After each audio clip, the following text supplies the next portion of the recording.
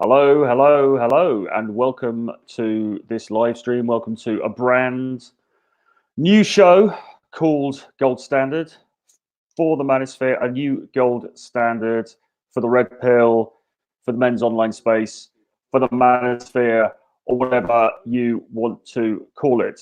And I've got some feedback a little bit there, so let me just turn that off. Hold on one second. Okay, there we go. Sorry about this, guys. Okay. Great. Okay. So, welcome to Gold Standard. As you can see, I'm wearing this wonderful gold jacket. I'm sitting in my usual spot to do these live streams. This is the spot where I normally do things like Rule Zero, if you see me on that, and my previous broadcasts on this channel. But today, and it is what, the 8th, I think, of January.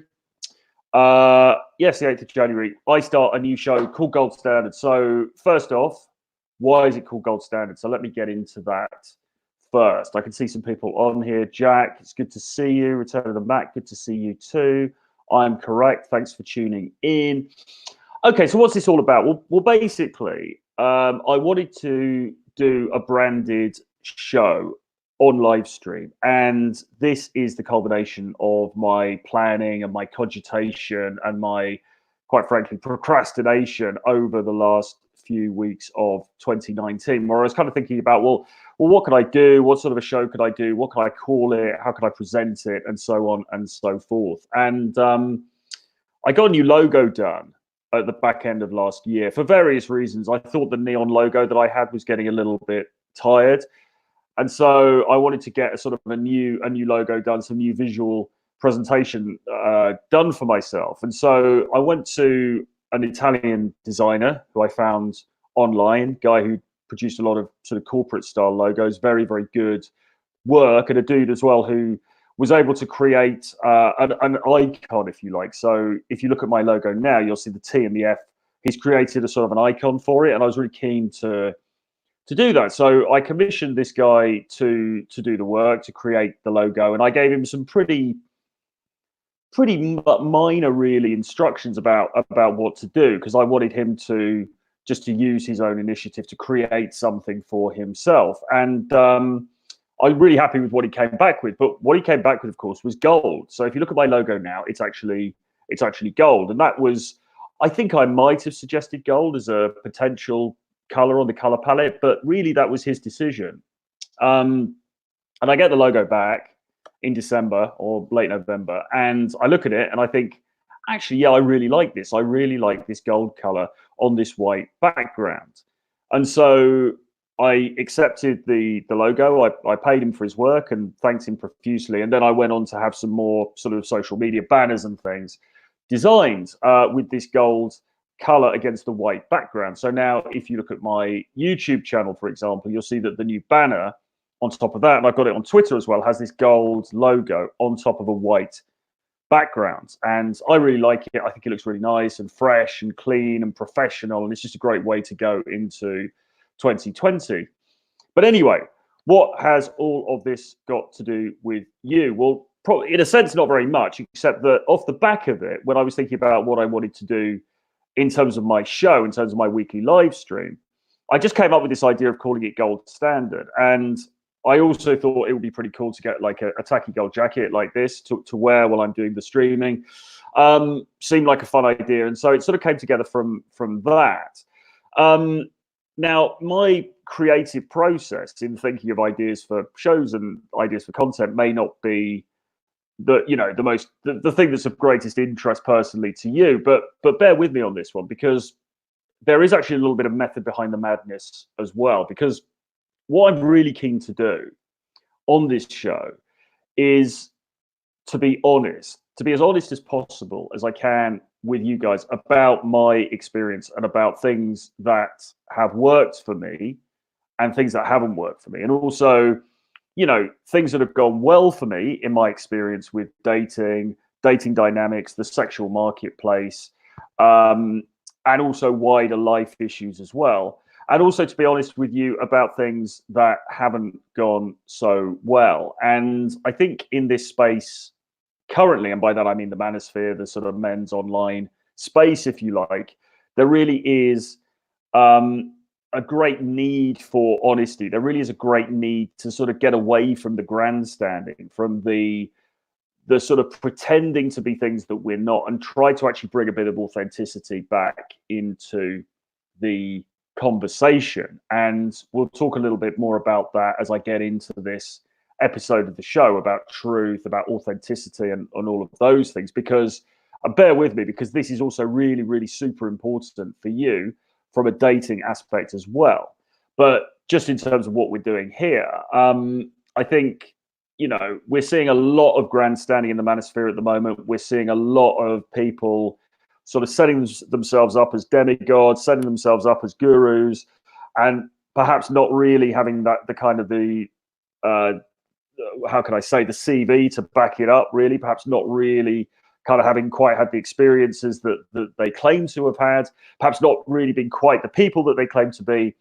And what I really want to do, and what I've always tried to do, to be fair, is to just be as honest as I possibly can. Now, and other content creators watching this will probably feel me on this. It does get increasingly difficult as you go on to be really, really, really honest about yourself and the situations that you get into, the circumstances you find yourself in.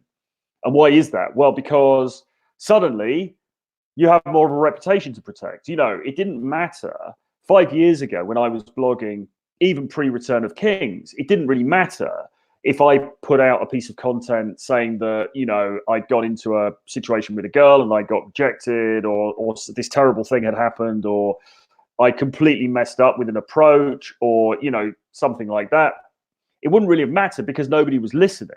The difficulty that you get is that as you start to build an audience and you start to, get a little bit more traction in the space, then it becomes harder and harder to, you get a certain sense of yourself and you get a certain sense of where you should be in terms of your development. And it becomes harder and harder to sort of talk honestly about that. And I think what we're seeing with a lot of content creators in the space at the moment is that is really setting in. People are really living up to the hype rather than giving their authentic experience. And I mean, really, what is the most helpful? What is most helpful for a dude who first comes across the manosphere? What is most helpful for a guy who first comes across this space, perhaps because he's split up with a girlfriend, he's got divorced, he's looking to find his, ideal woman. He is finding it very hard to get dates. He has just been rejected. He's just been cheated on. He's just been dumped. He's just, all of these different things that have happened.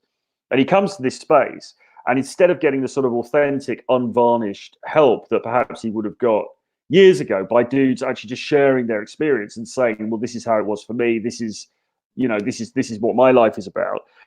Instead, he gets either people who are putting on a front in order to sort of impress him and others and to make money, or he is getting people who are perhaps being a bit disingenuous about where they came from or what their experience has been to date, or he's just, he's getting a load of patriarchal BS where he's being told to, wife up fat chicks and, rescue single mums and all of that kind of stuff. And it's just not really very helpful to the guy who's just first new coming to this space. It certainly wouldn't have been helpful to me, because when I came to this space back in the early 2000s,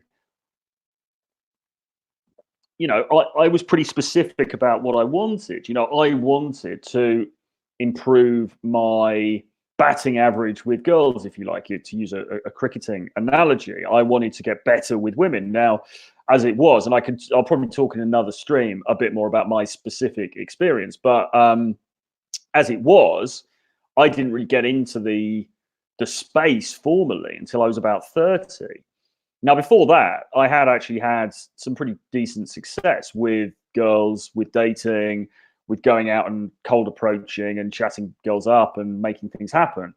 But it was very random. It was very, it was, I couldn't guarantee it. I couldn't count on it because I didn't have any of the kind of theoretical framework that I then learned when I became a part of this space. And something that I was talking to Ryan Stone about and some of the other Rule Zero guys the other week was the fact that I think in a way, sort of classic game principles, classic principles regarding attraction and how to, how to actually form a relationship with a girl that you've just met, how to sort of take things to the next level. That is sort of slowly being phased out of what we now talk about in this space. And what we talk about in this space instead is all of this other bullshit about, patriarchy and being a better man and all that kind of thing. And, that has its place, perhaps, but it's not what I came here for. And I suspect it's not what a lot of you came here for either. So that's why I want to bring authenticity, etc., with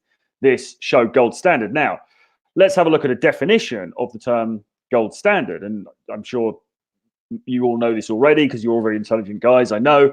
But let me just read this out from Investopedia. So they say here, what is the gold standard? This is a guy called Nick Leodis who wrote this back in February last year.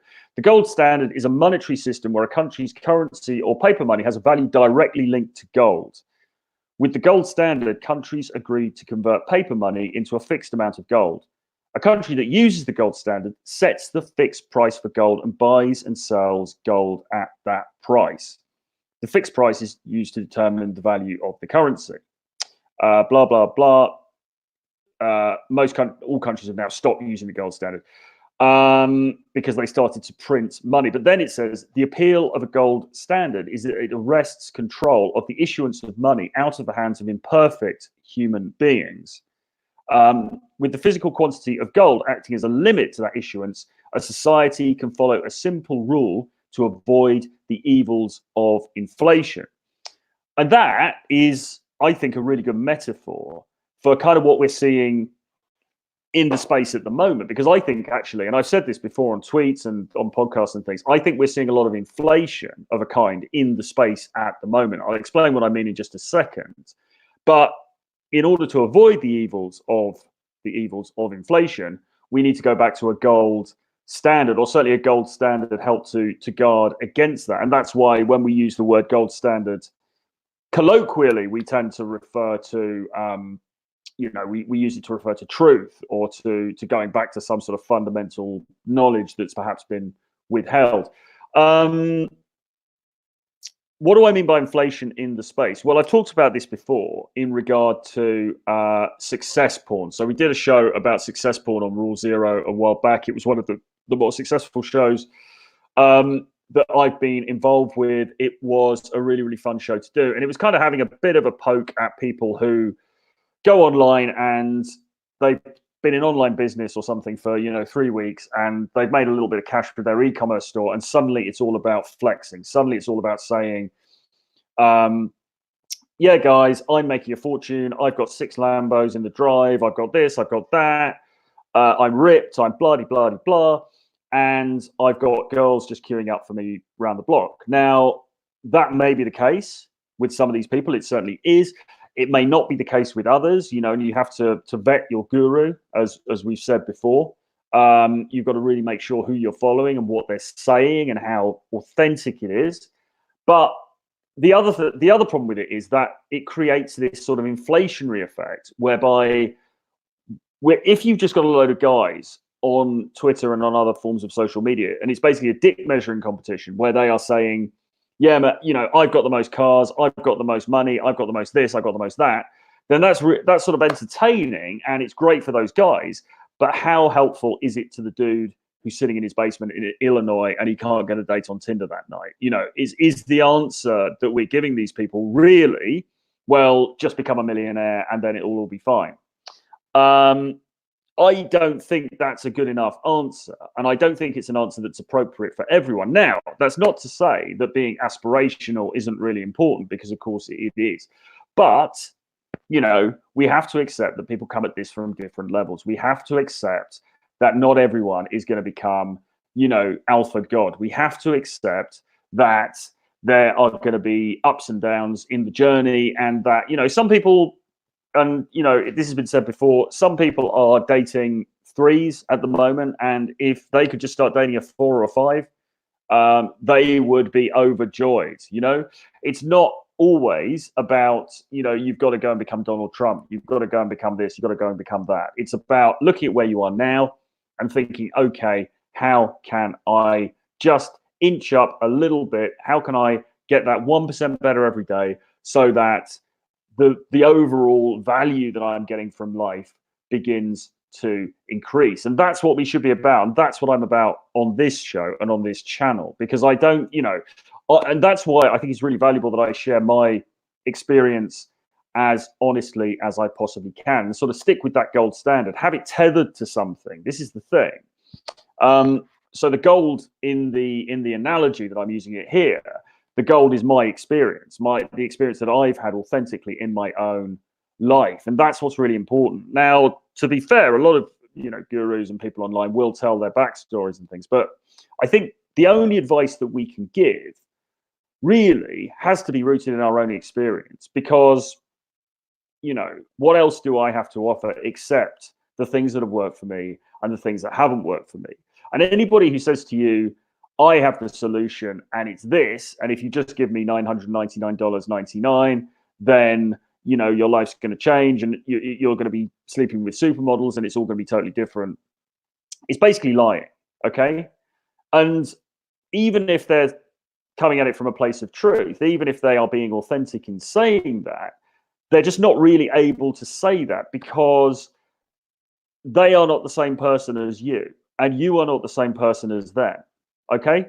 So not everything that works for X guru who's up here with his cars and his speedboats and his helicopters and all the rest of it is going to work for you. It just isn't. Maybe some of it will, but he's a different guy. He's had a different life experience. He's seen different circumstances to you. So he can't say, this is the formula, I have the formula, and sign up for my course for $999.99 and it's gonna have this effect on your life. I mean, it might do, hopefully it will, but equally, what we should all really just be saying is, look, I can share my experience with you. I can share what it was like before. I can share what it's like now, and I can share what I did to get there. And I can help you to do the same thing if that resonates with you, if that message resonates with you. If it doesn't, then that's fine. If my message doesn't resonate with you, then you're more than welcome to go and follow XXX, whatever other content creators you want to follow. In fact, you should do that. You absolutely should do that. You shouldn't just take my word for it. You shouldn't just take Rollo's word for it. You shouldn't just take Jack Napier's word for it or Ryan Stone's word for it.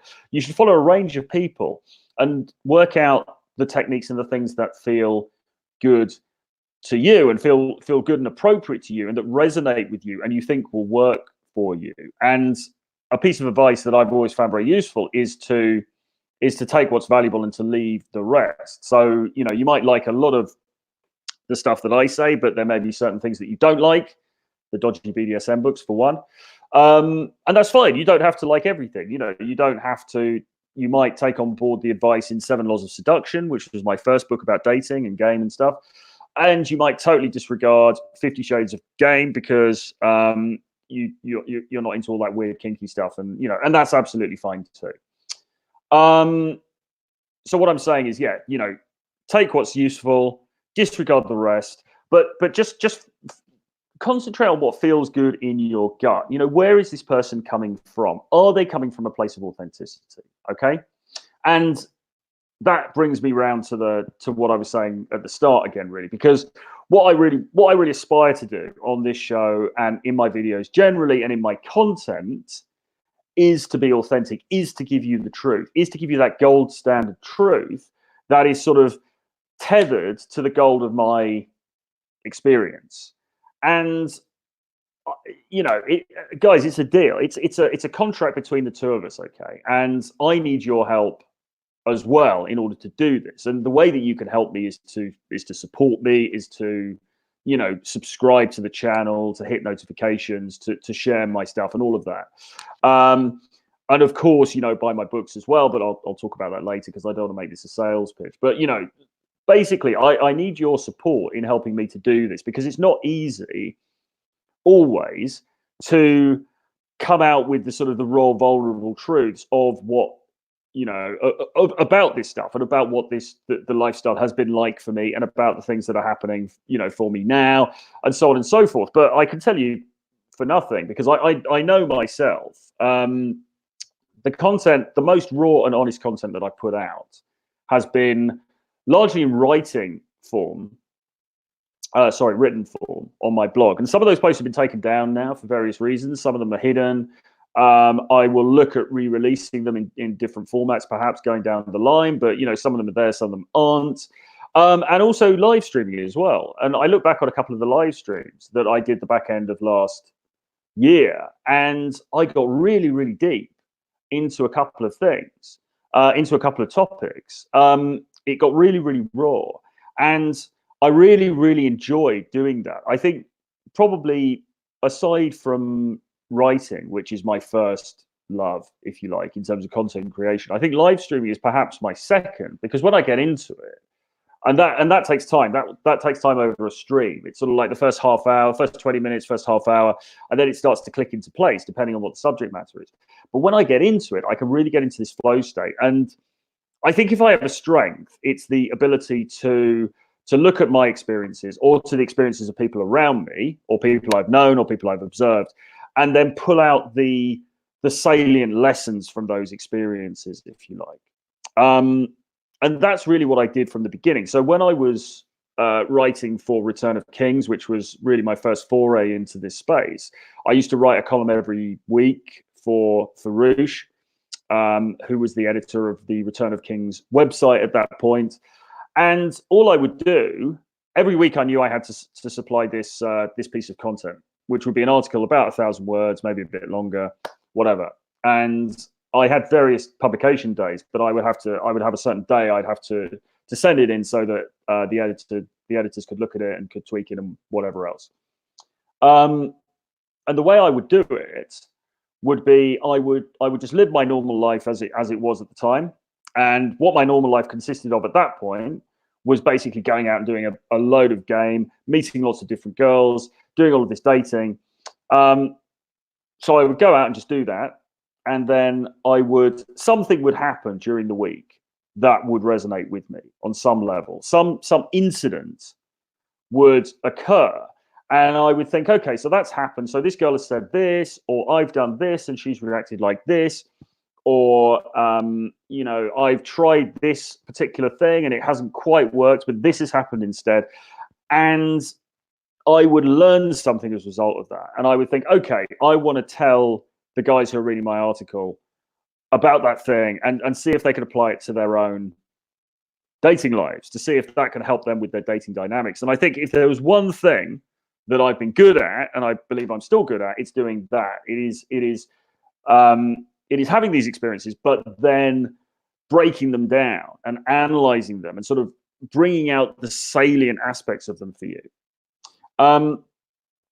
And that's really what I want to do on here. But as I say, it's something I need a bit of support with it, just in terms of support for the channel, support in terms of buying the books and things. But, support for the channel, putting the word out there, helping me to share the content and stuff like that. And keeping me accountable as well, right? Because what I don't want to do is to get into the sort of, to fall into the trap of being too comfortable and not really revealing enough and not getting really deep into the issues enough, and that's another thing that you will see content creators doing.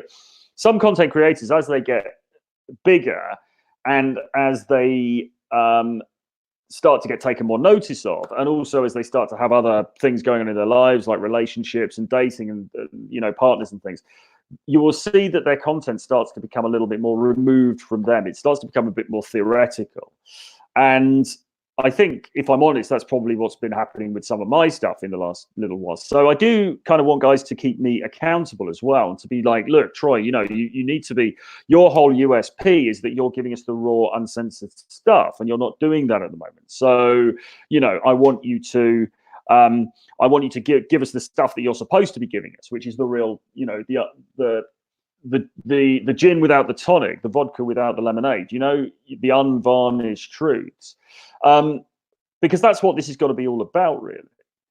This space has got to be about unvarnished truths, hasn't it? And, it's funny because everyone calls everyone calls their shows like Red something, don't they? Now, I mean, it's red, Red Mornings, Red this, Red that, blah blah blah, and that's great because it refers to red pill, and I'm fully on board with that. But of course, let's remember, red pill is a metaphor. It's a metaphor that is taken from the Matrix, and it's about awakening to these truths that perhaps we were otherwise unaware of. And in the same way, gold standard is also a metaphor. It's a metaphor of anchoring oneself and one's content to something solid and essential, which in this case is also the truth. So I do want to be kept accountable going forward. I think that's really, really important. And and I think together, because any sort of content creator audience relationship, it's a symbiotic relationship in a sense, in that the people who are consuming the content and the people who are watching really help to shape the content, because obviously they come forward with questions, they come forward with ideas, they come forward with their take on things and stuff. So I'm really keen to sort of have that kind of backwards and forwards kind of relationship with this, because I really just want to make this as good as possible. The other thing is as well, is I want to make these shows actionable as well. Now, I love, as much as anybody else, pontificating about the sexual marketplace, about red pill issues and all of those kinds of things. And no doubt I'll do plenty of that because yeah, that's kind of what I do. But as I said earlier, I also think that there is a bit of a space here to talk about actual dating strategies, actual game theory, actual techniques that you can use. Because in this space, it seems to have become, as people have got older and as people have got more conservative, with a small and a large C, talking about game, talking about, well, how do I go out there and meet girls? How do I have successful encounters with women? How do I make successful approaches? How do I have successful relationships, non-monogamous relationships, short-term relationships, long-term relationships? The actual mechanics of it has got a little bit lost, I think, recently, and particularly with the game stuff, because the game stuff has become, you're under fire from two sides, guys. You're under fire from the feminists who hate the game stuff because they see it as manipulative and all of that. But you're also under fire from the tradcons, because the tradcons think you're a degenerate and that you are, bringing about the downfall of Western civilization, and et cetera, et cetera, et cetera. So, the dudes in the middle who just want to go and party and have a good time and meet some girls are being squeezed on both sides, and I think that's a very bad thing, and it's something that we need to push back against, because I do believe that, and we see this reflected in world politics, don't we? We see it in the UK at the moment. Certainly, you've got this very, very hard right sort of faction who are pushing things one way, then you've got this very, very hard left faction on the other side who are pushing things the other way, and I'm convinced that in the middle, we've got a bunch of people who are relatively normal, who just want to get on with their life and kind of enjoy the good things and have some good times, and yeah, act a bit degenerate. And I think that we need to serve those people. I think those people need to be heard. And on a forum like Twitter, which is where I spend a lot of time, and I know some of you guys spend a bit of time as well, that tends to get drowned out, because we've got the SJWs on one side, and we've got the moralists who are telling us to marry obese women on the other side, and we don't have that kind of thing in the middle, which is what we all used to be interested in, which is, okay, yeah, but how do I meet a cute girl on Friday? And does Tinder still work? Should I be on Happen? Should I be doing this? Should I be doing that?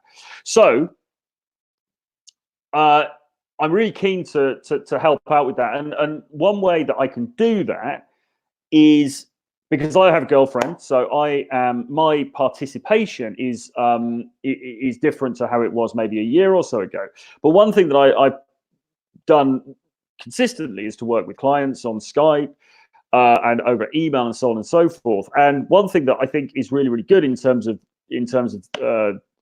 producing this content is for you guys to send in questions, because when you send in questions and concrete examples, then I'm able to pull them apart and to show you exactly what the underlying dating dynamics are. And so again, and I've asked this before on the channel, but I do implore you, if you have questions that you want me to answer, if you have topics that you want me to go over on these live streams, in these videos, then please do shoot them at me. Put them in the chat, drop me an email, troy@realtroyfrancis.com, tweet me, whatever, because I really want to use them as the basis for material, because I think that is so important. Because look, this is the other thing about holding me accountable, right?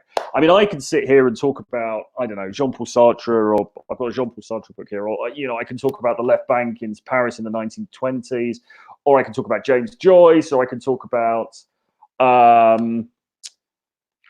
you know, I can talk about lots and lots of different things, but is that going to be useful to you? So I could go off my hunch and my knowledge of what people are talking about in the community at the moment, but I want to get the feedback from you guys, and I will very much take the lead from you in terms of the content that you want. So Alex Schmidt says, have you coached clients in person? If so, how does that usually go? The answer to that is yes, I have, and I do. I was teaching day game for some time, which is like actual direct approach with clients live in London. So we would go out, and I would have them go and talk to women, and I would observe what happened, and then I would give them feedback and tweak what they were doing and get them to go in again and, you know, see the results. And that has been something I've really enjoyed, and I've got a lot of value from. I'm not currently doing that because it's very time consuming and it's not my main focus. My main focus is more on content creation. At the moment, I do a lot of Skype coaching with people. So people will approach me, and I'll do Skype sessions with them, and we'll track their progress on a weekly basis or bi-weekly basis or whatever. And that is really good. But having said that, you know, if people come through London and I'm around, I will meet up with them. If I'm in their city, I'll meet up with them as well. You know, it just depends on people's availability and, you know, whereabouts they are, etc. But yeah, so absolutely, face-to-face have certainly done that. Somebody said, Troy audio, this is Jude Santos saying Troy audiobooks would be great. Yes, that is a focus for this year. I'm definitely onto that. I am listening to Audible at the moment at a rate of knots. I'm absolutely loving Audible. And I'm going to come on and talk about something in a minute about that. So whereas a year ago, I wasn't really on board with audiobooks, now I'm 100% on board with them because I listen to them all the time myself. So I realize the importance for it. So I will be putting some of my stuff onto Audible. So watch this space for that. Jack says, Jack Napier, have you worn outrageous clothing on purpose to get a reaction out of women? What do you mean now? Any women who are watching the show, they're going to be outraged by my gold jacket and send me naked selfies through the interweb. I mean, well, we used to call this peacocking, didn't we? This was the old thing that Mystery talked about it gets talked about in the game, and it's one of the most famous things in the sort of the dating PUA space, if you like, this idea of peacocking. I mean, yes, I have done it in a way, but I mean, I think I've also done it because I quite like sometimes just wearing crazy clothes anyway. Do you know what I mean? So it's sort of been a bit of both, really. I mean, when I was living in Manchester back in my debauched, I mean, people call me degenerate now. You should see the degeneracy that was taking place in Manchester back in the 90s was, you know, through the roof. And at that point, I was drinking a lot. I was doing a lot of other naughty substances, and I was wearing some pretty wacky shit. You know, I was wearing probably things like this and like whatever. To be fair, the club scene at that time, people would wear some pretty crazy kinds of outfits anyway, and I certainly played up to it. And it was partly because I liked the idea of making a bit of a splash when I went out and having, you know, something for people to talk about and kind of doing it a little bit peacocking, but also because I just quite like wearing crazy crap, and it's kind of fun and all the rest of it. So I do a little bit now. You know, I've got these bracelets, I've got the ring, I've got the skull ring that is over there, which I'm not wearing at the moment. Actually, I might get it. Hang on a sec. That's good. I thought I'd lost it. So I got that skull ring. You know, little touches like that, I think, go a long way on a normal day-to-day basis. You know, you don't need to be wearing a leopard print thong in order to, you know, to peacock. But yeah, I mean, you know, I think that actually is probably a bigger thing that we can go into, actually, maybe do a whole show about, because it is really interesting. And people have asked about style and stuff before. So watch this space. I might do an actual show on that as well. Somebody says, Zyla says, for someone who's starting out with day game, how many sets do you think it takes to go from beginner to intermediate? 1,000, maybe. Plucky a figure out of the air. I mean, you know, normally I try to get clients to do something between 30 to 50 approaches a week. Certainly that's a really good rule of thumb if you're serious about that stuff and you really want to sort of get better at it. When I say sets, by the way, what I mean is approaches, so cold approaches. So they will go and speak to a girl that they haven't met before. That could be in a coffee shop, that could be in a restaurant, that could be anything during the daytime, really, that isn't a nightclub, basically. Could be in a gym, although gym game is tricky. That's another matter. Yeah, maybe 1,000, I suppose, would take you to intermediate level. I mean, there isn't really, there isn't a hard and fast rule, because obviously everyone is different and everyone takes a different amount of time. But I would say you do need to hit it quite hard when you're starting in order to get momentum, and in order to sort of just to get past the whole oddness of doing it. You know what I mean? You've really, it's a real mindset shift to get used to being able to approach people that you've never met before, start a conversation with them, and then basically transition that so that you're asking them on a date, or you're sexualizing that. I mean, that's not an easy thing for most guys to do, and it does take a bit of practice. If you want more on this, by the way, do get my collection of 10 books. It's called Renegade Dating Blueprint. The link is below. It's a collection of 10 of my books on dating, game, the sexual marketplace, etc. I said I wouldn't do promotions until the end, so sorry about that, but I had to slip that one in. Somebody says I should buy a top hat. I did used to have a top hat, actually, because I used to go to, there's a very seedy club that I used to go to in London, which I talk about in my book, 50 Shades of Game, I think volume 1, which is about the sort of BDSM scene. And I used to have this top hat that I wore quite a few times to that, and it was really good, actually. Girls really liked it. It was it went down really, really well. However, the only problem was that everyone was so dressed up at that place that just wearing a top hat, it was almost like it wasn't peacocking enough. Do you know what I mean? Like, you've got to know your environment, and it was almost too normy for the people who were going to that thing. When you're getting super chat, just hold this space on that at the moment. Oh, sorry, watch this space on that at the moment. It's to do with monetization on the channel. I would hope to get it soon, but just watch this space. I don't have it at the moment, unfortunately.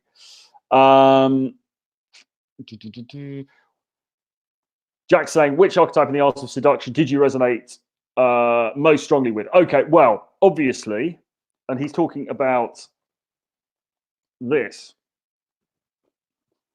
which I always keep a copy at close hand, just in case of emergency. So this is The Art of Seduction by Robert Greene, author of 48 Laws of Power. And he's asking which of the archetypes I most resonated with. And of course, it was the rake. And what's the other one called? I think he's actually got one called the dandy, hasn't he? The rake. And I'm going through this book at the moment, and I'm just writing all over it because it's such a fantastic book, and I'm just making loads of notes because I really, really love Robert Greene, by the way. And if you haven't read Robert Greene's stuff, you absolutely should. This is fantastic. 48 Laws of Power obviously is the one that people talk about probably the most, but Mastery is great as well. The one about war is great as well. Yeah, so the rake I absolutely identified with, and the dandy I identified with as well. And then probably a little bit of the star as well. I basically identify with those ones that, as you know, as you see from this outfit, that sort of involve peacocking a bit and being a bit, you know, and sort of showing off a bit, because that's sort of probably my natural personality, and I kind of knew that before I read the book. I sort of knew the ones that I would identify with, yeah, you know, it was good to have it confirmed. And of course, he goes into so much detail in that book as well. What I'm going to do as well off the back of that, because he's got loads and loads of like references to different things in this, and he references. I mean, of course, he references. What was the book? Dangerous Liaisons, which was the base of the film Cruel Intentions. So I'm reading that at the moment on Kindle. He also references a book called The Libertine Reader, which is a collection of texts written in 18th century France about libertines and naughty people like Casanova going and chasing court ladies and all that kind of stuff. And I'm going to get that. I think you can get it on paperback only. So I'm going to get that to see what kind of historical insights we can get. Because I suppose where I'm coming out from this, and this is the whole degenerate thing that people talk about, is the sort of, if you think of the old style archetype of the old style seducer, the dandy, the rake, you know, the sort of the roguish kind of ne'er-do-well sort of character, I think that's sort of where I've always come at it from.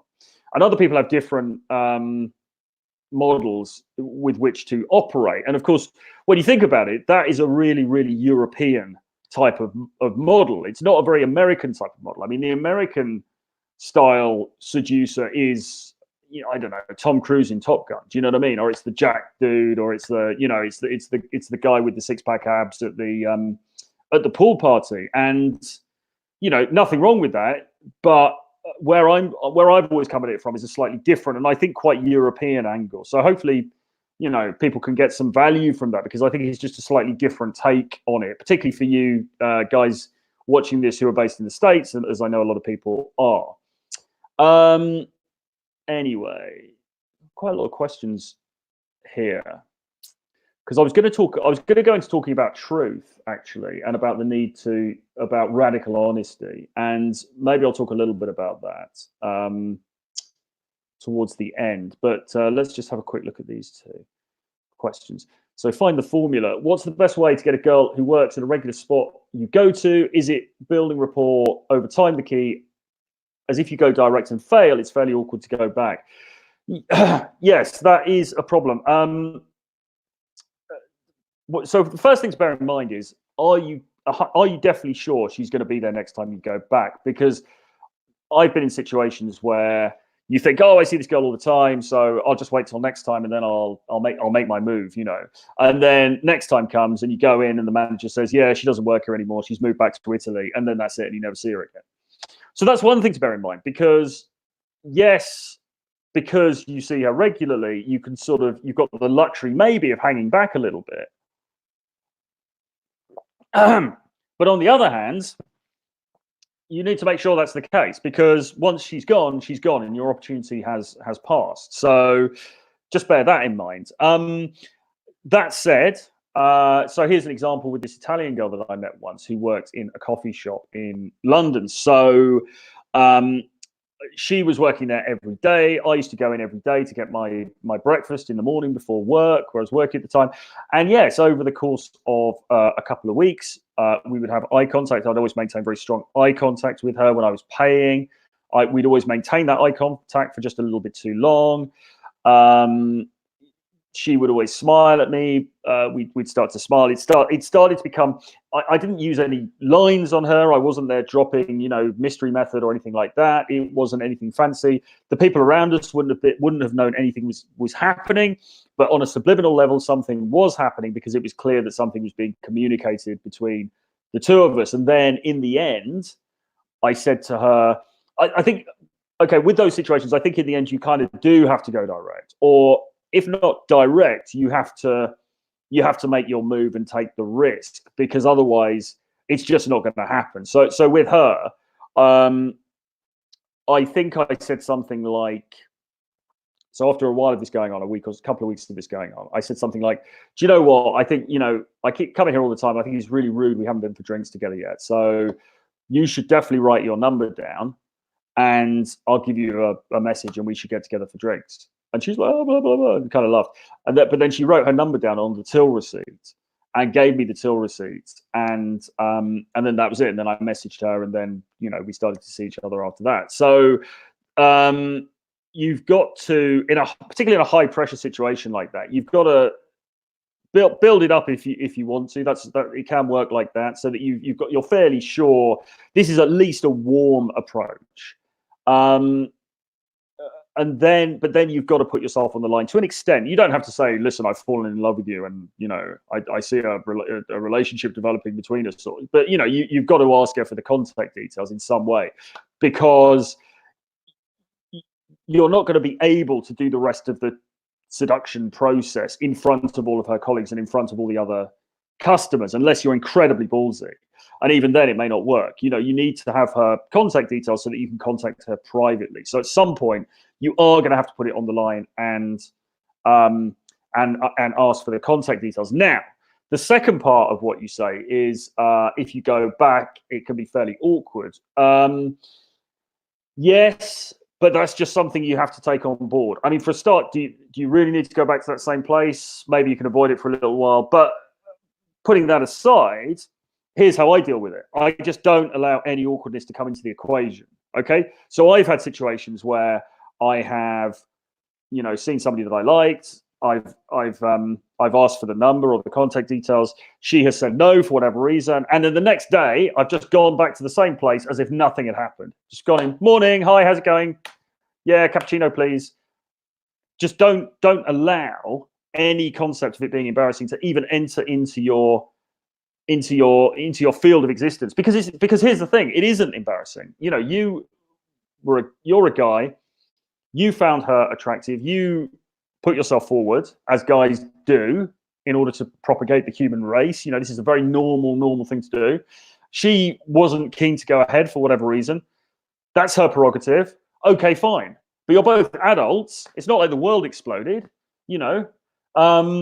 so why worry about it? Just go in the next day as if nothing happened. And if she looks a bit embarrassed, just ignore it. Just front it. You can absolutely do that. And it shouldn't be a problem. And then the next time you go in, she will feel comfortable, because part of it feeling uncomfortable when you go in is going to be her thinking, oh shit, is he going to feel uncomfortable because of what happened yesterday? But if you show that you're not uncomfortable, then she'll think, well, I don't need to be uncomfortable, and then it will be okay. So basically, my advice is, yes, let it build up. The advantage that you've got in a situation where you're seeing her regularly is that you can build it up into a bit of a warm approach. So do that, but then just go for it and don't worry about what the consequences are, because it doesn't really matter. There's a day game one here. Day game will be harder than night game, but it's better if you're looking for a relationship. Night game favors the young, day game favors the old. Yeah, I broadly agree with that. I mean, that said, my girlfriend I met from a nightclub, and I've been seeing her for a year and a half. And equally, you can meet girls through day game who you just end up having a one-time thing with, and then that's it. So it's not written in stone what Ryan's saying there. But yeah, I certainly agree with the night game favors the young, but day game favors the old thing, because partly, as much as anything, I mean, who can be bothered to go to clubs when you're out of your 30s, or into your 30s, really? I mean, like, there's and look, I still go to clubs sometimes. I've been going to clubs for many years. I'm pretty comfortable in that environment. I don't really mind it, even though really I'm too old. I don't, it can be fun. I'm just too tired, and I've just got too much to do. Do you know what I mean? Like, I can't be going to clubs until 3 a.m. And then getting up the next day and doing the work and doing the, putting the content out and everything like that. It's just not, it's just not my lifestyle anymore, really, or certainly not regularly. It's not my lifestyle. So, and yes, I mean, the beauty of day game, or perhaps we should say daytime approach, because it's not just stopping people from the front in the street. It's any sort of situation. It might be a cafe, it might be a library, it might be a bookstore. There's all of these different scenarios where you can meet people during the daytime. yeah, you know, you can fit that in your normal life. It doesn't have to be this this big effort, like you know, like going to a club is. Uh, yeah, so I think that's covered a lot of these questions. So thanks for that. Some really interesting questions. Any more questions, please do fire them at me. But I just wanted to talk briefly about this book that I've been reading. I say reading. I've listening to it actually on Audible. So going back, we were talking about Audible before. I've been listening to a lot of stuff on Audible recently, and I've just been listening to a book called Radical Honesty by Brad Blanton. So you can see, maybe you can't see that. Maybe that's, well, anyway, it's called Radical Honesty, and it's by Brad Blanton, and the subtitle is How to Transform Your Life by Telling the Truth. So this is one I decided to listen to on Audible rather than read, because I've just got quite a lot on that I'm reading at the moment, and it's partly research because I'm doing this thing. I'm doing all this stuff on charisma at the moment. I'm doing this research into charisma, and I'm reading different texts that relate to charisma. And this was one that I sort of happened upon when I was looking into charisma, and it's not really a book about charisma per se, but it came up in some of my searches, and I'll explain why I think that is in a minute. But anyway, it's a really interesting book, and I mean, it reminded me a little bit of Mode 1 by Alan Roger Curry, in the sense that it's a very, very simple concept. It kind of does what it says on the tin, really. So if you've read Mode 1 by Alan Roger Curry, it's a book about game, it's a book about pickup, and basically his whole thesis is you should just go and tell women the truth. You know, don't mess around. Just go. If you find her attractive, just walk up to her, say, "Listen, I saw you." And basically start. He advises getting really, really sexual, actually, in terms of what you say, very quickly, and whispering in her left ear, because her left ear affects that side of the brain that's more suggestible and sensual, and all of that good stuff. And I really, really like that. I really like that. And I was going to lead this into actually to a discussion about direct and indirect when you're approaching girls, in order to, you know, to get things going. And perhaps I'll go more into that on the next stream. But for the TLDR version, I've always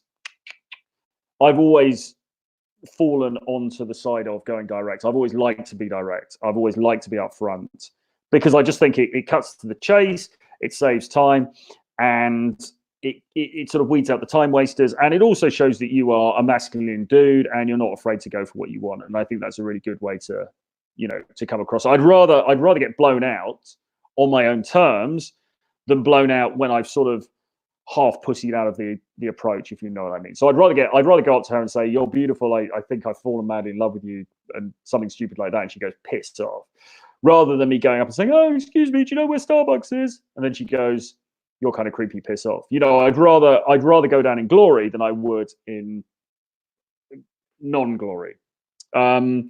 And so Radical Honesty is sort of along those lines, except it's not really about dating. It's about a lot more than dating. And basically his thesis is that in life, you will be happier and more content and just have a better experience if you are radically honest about everything that's going on for you. And he breaks it down at one point into three parts. So he talks about, okay, so you're honest about everything that's happened up to this point. You're honest about what you're feeling now, and you are honest about, I suppose, your intentions for the future, or your feelings for the future. And I was listening to this. I was listening to the author reads it himself, and I was listening to this, and I was thinking, yeah, I'm really on board with this. And there's a fantastic part where he gets honest with us as the readers, and he basically says, "Look, I'm writing this book because I want to get famous. I'm writing this book so that you're going to think I'm intelligent. I get a nice, warm, fuzzy feeling when you guys are sitting there thinking I'm intelligent." And he goes on for pages and pages like that.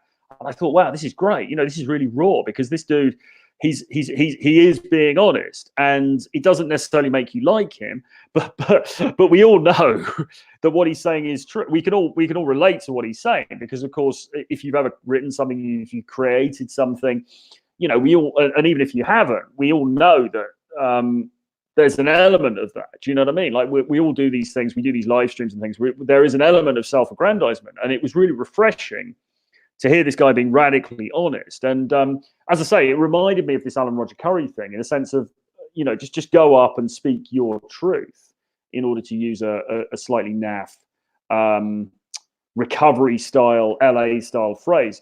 But then there was another part of it, and I started to not agree, because he started to basically say, yeah, so, you know, when you're with your wife, you know, you should be radically honest. You should be honest with her about every single other person that you've had any sexual or romantic contact with since you met her. If you've been unfaithful, you should tell her who it was, how many times you did it, how many times the other person came, how many times you came, whether you enjoyed it, what you said to one another, how long you cuddled up for afterwards, blah, blah, blah, blah, blah. And I was just going, oh my God. I mean, that just sounds awful. And I can see where he's coming from, but here it strayed a little bit too much into blue pill waters for me, if you like. It seemed to me that he was getting a little bit too close to that if you just get really vulnerable and you just expose everything, then you're going to be loved for the sake of doing that. And I don't believe that to be the case. I don't think that's true.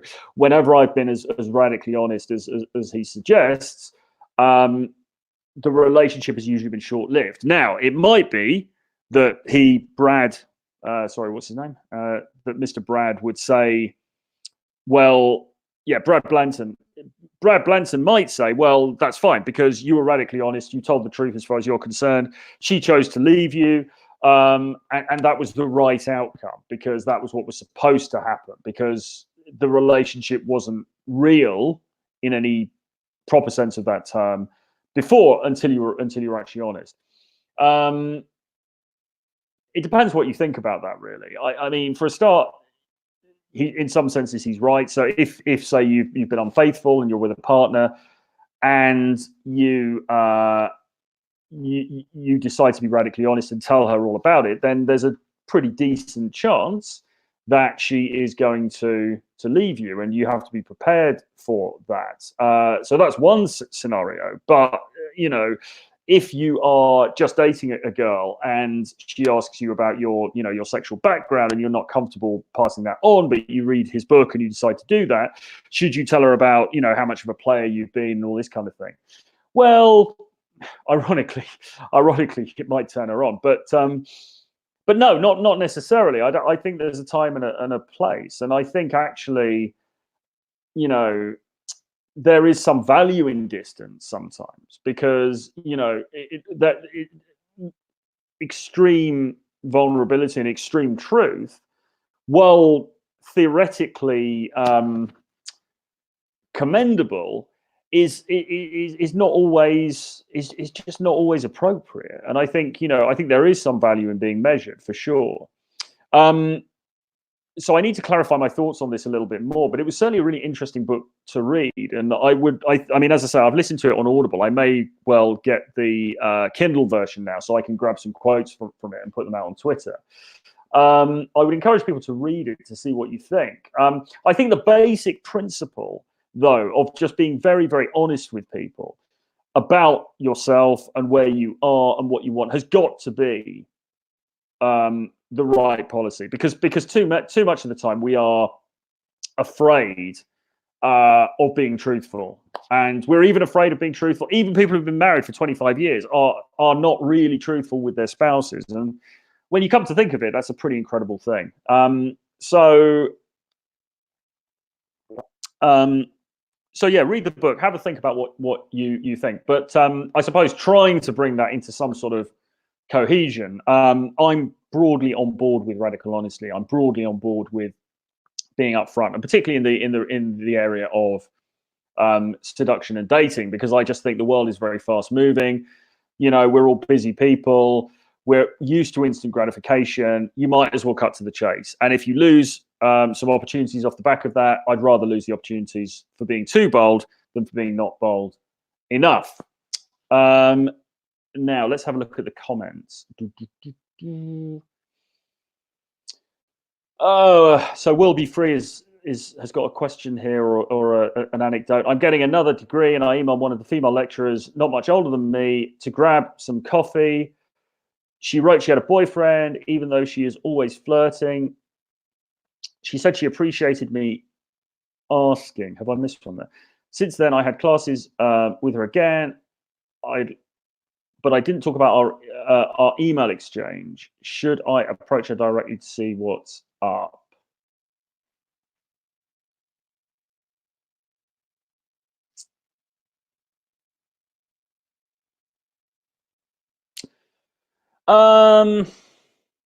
Okay, right.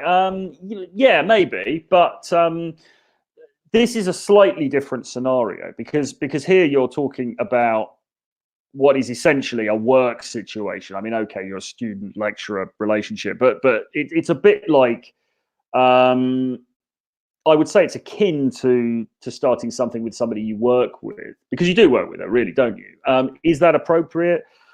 Generally speaking, the stock manosphere advice is just not to do that because, look, there are 7 billion people on the planet. There are, I suppose, 3.5 billion women, of which at least a couple of billion have got to be, within probably the age range you're looking at and everything else. Or even if it's a billion, that's still a lot. So the point is that there's a lot of abundance out there. Do you really need to be going after this lady who is your lecturer in your college? I don't know. Having said that, what would I do in that situation? I mean, the fact that she hasn't mentioned it doesn't bode particularly well. The fact that neither of you mentioned it since. I need to know a bit more about the scenario of the situation, really, like what the vibe is between you and everything else. I mean, if you feel that the vibe is good enough, and after class one day, you can just go up to her and say, listen, I know I sent you that email recently. I know this place that does great coffee down the road. I understand what you're saying about the guy, but, maybe we can just, chill out one afternoon and try a cup and see where we get to. You could do something like that and just see how she reacts. But I think the larger question is this appropriate with somebody who's teaching at your uni or your college? And, maybe your energies, particularly given that she's basically firstly said no. And secondly, she hasn't brought it up again. Maybe you're better off just taking the time and the energy and looking for girls outside of the classroom instead. Perhaps that would be my take on that. And then Find the Formula says, what's your favorite response to a girl criticizing her ex-boyfriend? Being too agreeable with her seems a bit approval seeking, so perhaps you're better off without him and changing the subject is good. Yeah, I try to just not engage in it at all, to be honest, because I think anything you do, like you say, anything you do, if anything you do is going to make you seem either approval seeking or potentially a bit of a jerk or just too keen to try to win favor in her eyes. I mean, I was seeing a girl a few years ago who talked incessantly about her ex-boyfriend at the beginning. And we weren't even that serious, but she was just complaining about this guy because she kind of got burned. And I just tried to avoid those conversations. I just kind of like nodded and yeah, and then changed the subject. And then, so what about so and so film? Did you see it? Or so what about XXX that happened on telly the other night? Did you see that? Blah blah blah. Just try and move it on, because I just don't think that you profit much from discussing her ex-boyfriends, critically or otherwise. I mean, if she criticizes him, what you don't want to do is, if she's criticizing him for being a jerk, he's like, oh my God, he was such a jerk. He used to go out every night and he wouldn't call me and he was a bastard and blah, blah, blah. Why do I always choose the bad boys and all this kind of thing? The last thing you want to be doing is saying, well, I'm so different from that. I'd never treat you like that because I'm such a nice guy. Because that is the kiss of death. Do you know what I mean? Because one thing that was told to me ages ago, and I think is reasonably true, is whoever she's dated before gives you a pretty good idea of what she actually wants. So you'll often meet a girl and she's dated these bad boys before, and then you'll try to present yourself as not being like that, not being like all the rest. You're this much better example of masculinity, and that will that will turn her off, because that's fundamentally not what she's into. Look at what she does, not what she says. If she's criticizing the dude for being boring or for being too beta, let's say, and you in this instance are the kind of the alpha Chad, I don't know. I don't think it really. There's a danger that if you slag off the boyfriend too much, you're going to look weak. You're going to look like you are being overly critical of him because you feel a bit jealous, you're threatened, all of those kinds of things. I would just try not to engage in the topic at all. I don't really like talking about that kind of stuff with girls. I don't talk about my previous relationships much with girls. I just don't believe it's particularly profitable for anybody. So I would just try and cut it off. What's your take on dating co-workers? Always a no-go. Well, I've done it a couple of times. I've written up some articles about it, but yeah, it's basically a no-go. I mean, I think the reality is, the world is so big. There are so many opportunities out there. Why just be focusing on people that you work with, particularly in this day and age of Me Too and HR problems and all that kind of stuff. This one, JD saying, hi JD, other than Berlin, London and Budapest, which have been your favorite cities for nightlife game? Well, Moscow was really good, I have to say. Moscow is really great. I love Russia. I would hope to return to Russia at some point soon or in the near future. Moscow's really good because whenever I go to Russia, it just feels like you are going into a slightly alternate reality, because it kind of is. I mean, it's here in London. It's a 4-hour plane ride to get to Moscow, and that 4 hours you're in a different world. People talk about political correctness here. They talk about gender issues, all of this kind of stuff that's going on. Go to Russia. None of that stuff is going. None of that stuff's going on. It's completely different. It's not. You're not in the UK. You're not in the West anymore. It's very, very different. But anyway, the nightlife there was a lot of fun. Some pretty crazy things happened to me over there. So that was good. St. Petersburg is good as well. Where else is good? New York is kind of cool. I keep thinking about New York. Not been there for ages. That could be another trip to go to. Ibiza, of course. Budapest, he mentioned. I have to reiterate Budapest because it's a fantastic place. Berlin as well, of course, where I spend a lot of time. Berlin's very sexy, kind of exciting nightlife. That's cool. Where else? Barcelona has got some good places. Paris. I mean, there's loads of places. I mean, I think where else is really good? It's unexpected. Sarajevo was quite interesting, actually. I was in Sarajevo last year. Yeah, that had some good places as well. So definitely check that out. Poland as well has got some good things. Okay, who else have we got? Letting an LTR of 18 months move in, a bad idea. Well, I let one after 6 months move in, and that was a fucking terrible idea. So I suppose you're a year ahead of the game than me there. South American girl, no family here, landlord selling her apartment. Yeah, I mean, don't know really. Have you lived with anyone before? Do you see this as being? I mean, I think Black Dragon says if you're not preparing to get married to her within the next 6 months, don't move in with her. I think that's a bit harsh, but you've got to be pretty serious about it to move in with her, because there are only really two ways out of a cohabitation situation. One is marriage, and the other is an almighty explosion that's going to be very damaging for both of you. So I would be careful. And it's always these sort of situations. She has to move out of her apartment. Something's happened. Oh, can I just come stay with you for a bit? It always starts like that. And yeah, I would be very, very I'd be very vigilant, just very careful. Just think very carefully about what you really want. If you're really ready to give up your space and your leverage at this moment like that, yeah, I just be just be very careful. JD's mentioning Hamburg was a lot of fun. Yeah, Hamburg's awesome. I forgot to mention that. The Reaper Barn is fantastic. I love the Reaper Barn. It's one of my favorite places on the planet because it's so tacky and it's so seedy and so dodgy. So yeah, definitely check that out if you get the chance. You're in, if you are in Hamburg. Okay, look. Okay, his girl's ready to pay half his mortgage. All right, well that shows some commitment. I don't know, man. You in the end, you've got to decide for yourself, of course. But what you have to remember is that moving in is a big step, and you do give away a lot of autonomy. You give away your time. You give away something of your financial autonomy, your sex life. I mean, if you're monogamous with her, of course, you know that's the case already. But there's nowhere to go. It's you and her in that apartment every day, every night. You're going back with her.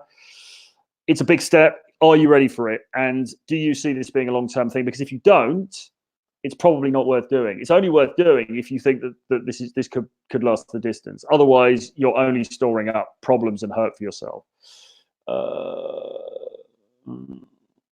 Okay. Anyway, listen, guys, I've got to get going because I've got to make a call in a moment. But it's been awesome. It's been a great first show of Gold Standards. I've really enjoyed it. I didn't even get to talk as much about my topic as I wanted to, which was that thing about radical honesty. And also I was going to talk about sort of the difference between direct and indirect approaches of women. So perhaps that's something I can discuss a bit more in the next episode. So I'm likely to be doing this every Wednesday, but I haven't got a fixed schedule yet. I may do one again tomorrow.